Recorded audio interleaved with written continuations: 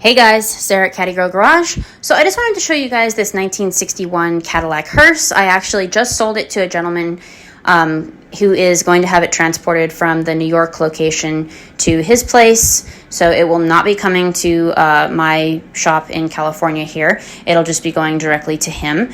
So I wanted to show you guys this video and pictures of it. This was just this last winter that this was taken. You guys can see some snow on the ground there.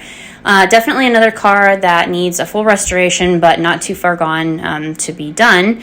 Definitely one that needed to be rescued. So that's going to happen now, which I'm super glad of since that's what I do.